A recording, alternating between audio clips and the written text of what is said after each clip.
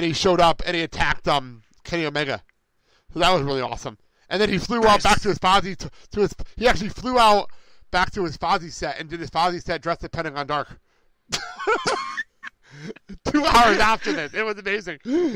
Young Bucks got that all set up. That was pretty cool. But anyway, so apparently he's facing a guy named one of the guys of he's Evil, who has like druids and all this kind of stuff. And the druids are important because no one ever messes with the druids. This is not a thing you do. It's like messing with Taker's druids. It's a big deal. Right. You just don't mess with the druids and Evil's entourage. Well, Jericho dressed as one of the druids in a mask and everything. And while Evil's doing his entrance to face Zack Sabre Jr., he jumped Evil from behind, dressed as one of his druids, and beat the living shit out of him. And nobody realized it was Jericho at first until he hit the code breaker. And then it was, oh shit, it's Jericho!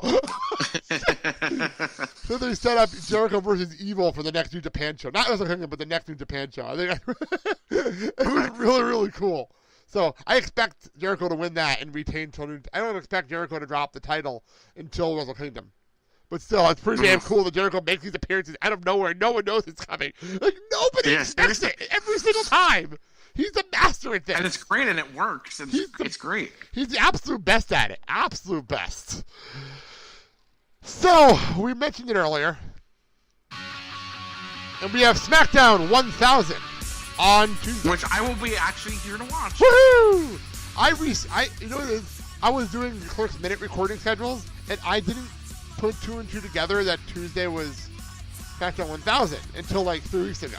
But I had already scheduled stuff for Tuesday. I had to redo my schedule to make sure I was done by 7. I was done by 7 because I was not missing SmackDown 1000. That wasn't happening. You know?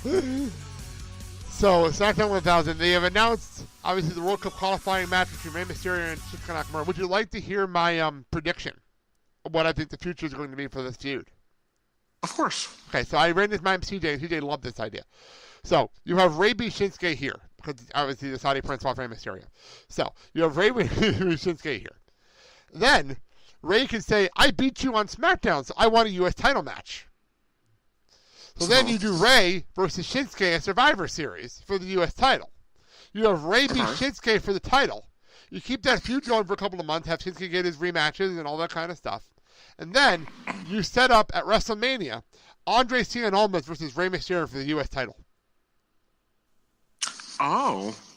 So you have their Mexican history and their history as a duo, their history in Mexico. You bring that up and you have their match at WrestleMania.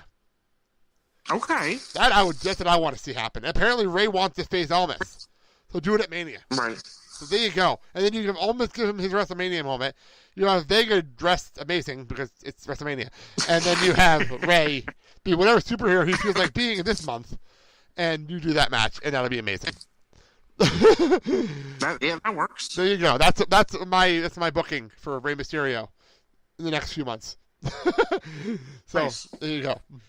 The other thing happening is Evolution's coming back. The pay-per-view? No. Evolution, the group. The group. How do you feel about Evolution coming back? Of all factions, like, why them? Because they wanted Batista here. Apparently. Okay. I guarantee you, Batista wasn't advertised for this, and people were complaining that Batista wasn't advertised for this. And all of a sudden, Batista's now advertised. And notice, once the whole like James Gunn thing suddenly stopped being a big story, and since Guardians of the Galaxy 3 is currently on hold, suddenly Batista's available to be on SmackDown 1000. So, Evolution coming back, and I'm convinced that Ric Flair's here because of Charlotte. And then Triple H is here because he's Triple H and he's everywhere. Randy Orton's on SmackDown already. Right. And then you have Batista coming back for the first time in years. I'm excited for it because I want to see Batista. More than anything else, I want to see Batista in WWE again. I don't know how to feel about Evolution because they're not a SmackDown group. They're a Raw group. So it makes no sense. Oh. It makes absolutely no That's sense. what I'm saying. I don't understand that part of it. But Evolution's coming back. And then the announced legends that are on the WWE website, it's Undertaker, Michelle McCool, because I think they figured, well, Undertaker's coming, but bring his wife They with can him. carpool together. Exactly. Tori Wilson is coming back. Michelle McCool, all of you saw this on her Instagram. She actually put up a video of her training in the ring. Oh. Yeah, and she looks good. She does look really good. But she was like shaking off ring rust in her own. And I think I was Taker's private ring, and she's shaking off ring rust. Do you think she'll be at the pay-per-view? I'm thinking maybe she'll be at Evolution. I'm thinking. Oh. They said 50 women. Wait, the group? No, I'm talking about the pay-per-view now. WWE Evolution, the pay-per-view. So I have to play the right theme music so you know exactly what I'm talking about. Hang on. Let me do that. So that you know.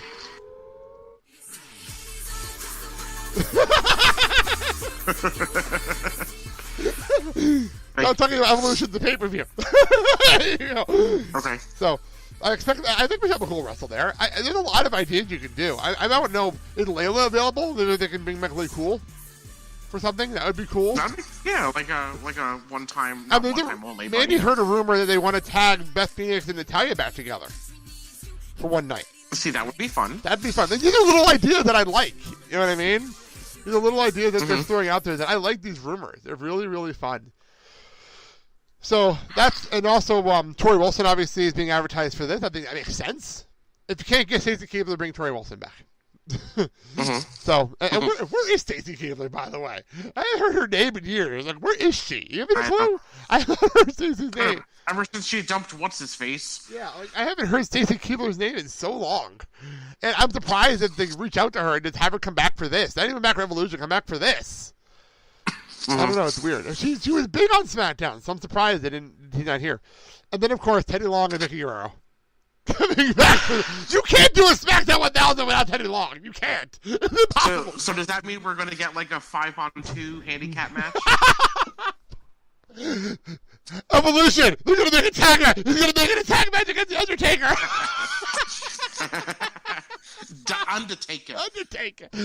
I have a meme on my phone that says, "This post, because of this post, I'm putting you in a match with the Undertaker." One of my favorite memes. I don't get to use very much. It's one of my favorite memes I don't get to use much. But no, yeah, we'll end up with like wasn't there like a what show is that? That there was like a 15 and a half. 15-man like tag match because it was like Hornswoggle and the Boogeyman's guy and Torito. It was on Torito, and they made like a 15-man tag match because the two of them counted as top people, half a person for the 15th anniversary of SmackDown. That's so offensive when you say it out loud. It really is so offensive. Yeah. Oh my god, but I'm excited. I really am excited for this show. And I don't even know if I should be this excited because they'll probably disappoint us. But because SmackDown's been so good. And is Vicky actually going to be there? Who? Vicky Guerrero? Yes, Vicky Guerrero is advertised for this too. So we'll get Teddy Long and we'll get Vicky Guerrero doing an excuse me 20 minutes because we can. For no reason. Just because. And I'm going to love it. Oh, you will. You'll be freaking out texting me about it. Because that's what she did at the Royal Rumble. By the way, I want to make one note before I jump to one last thing I have to bring up here because I'm not going to be here next week to talk about it. I'm loving the Royal Rumble commercials. I'm loving them because they're not making a big deal of the Royal Rumble this year. Yeah, it's just a minor thing. I mean, there's no need because it's done. It's happened already. You know what I mean? Like the first one was a big deal, but now it's just like, yeah, it shouldn't be a big deal. And I like it. They're not. It's cool though. It's cool. It's now the new normal. As I said to you, it's now the new normal. And they literally have the commercial. People haven't seen the commercial yet. It's like Stone Cold, Randy Orton, Asuka, and then like John Cena. Like that's in the commercial. It's part of the history now, and it's nice. Right. It's not a big deal anymore, and it's cool. They're not making a big deal out of it, and that's not supposed to. You don't have to now.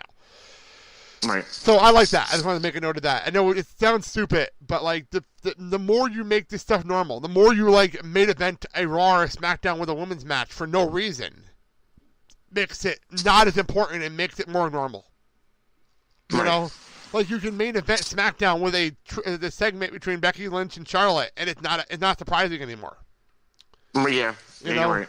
Or you can like do something on Raw, and it's not a big deal. You know what I mean? It's like, okay, cool, this is happening. Let's have our match. What are we doing tonight? Okay, cool. It's not a big deal anymore, and I like it. You know, it's a long. We've come a long way in the last year. when it comes to this stuff. So, okay. Last thing on here. Next weekend, I won't be here, obviously, because next weekend is going to be the Comic-Con coverage. So I wanted to actually quickly run down the NWA 70th anniversary card. I know Dad's not here to talk about it, but I just wanted to bring it up real fast.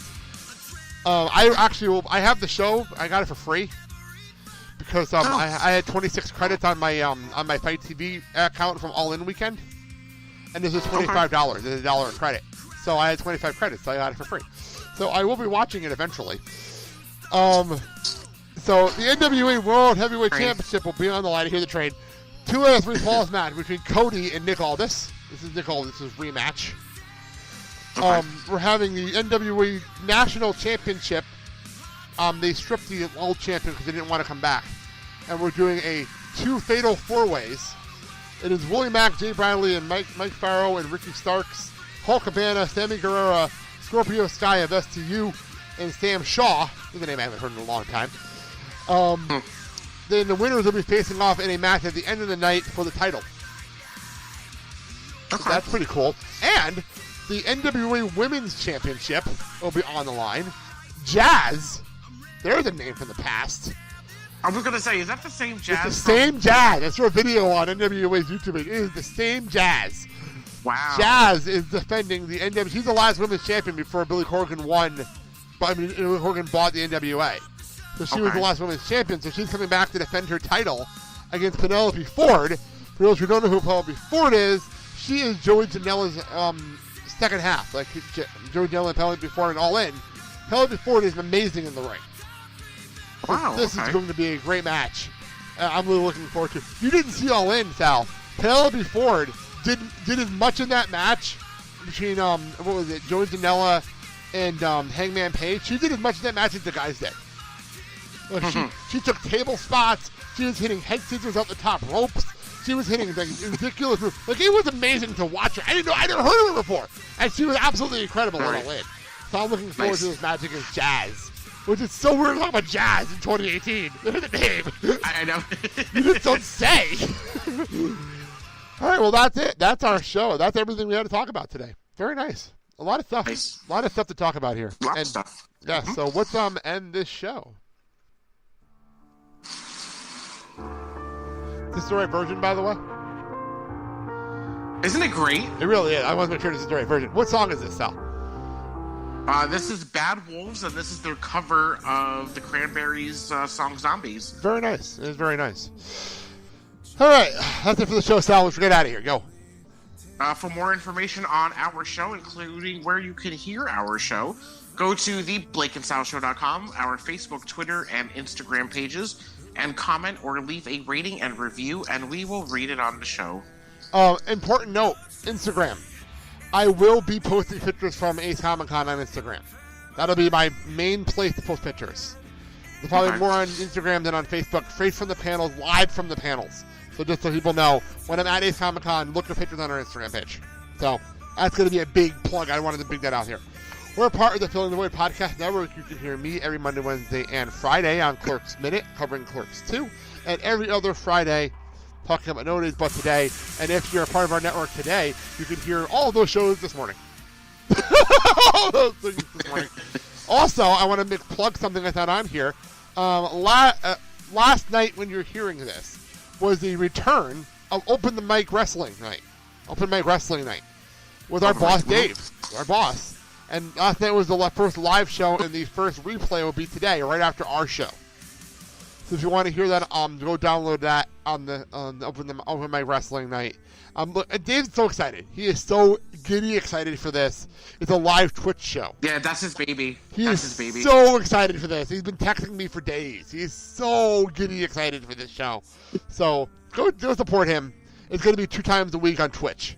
So all the advertisements on the Filling the Void Podcast Network Instagram page. All the information for that. So next week, as I've been mentioning throughout this show, plugging the shit out of it, will be covered from the 8th Comic Con.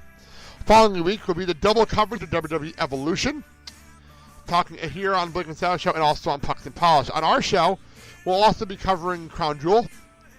Also, I want to take a look at the card that's on the Chris Jericho cruise. Because that is also Evolution weekend. And I don't know if you've seen this card, Sal, but it is ridiculous.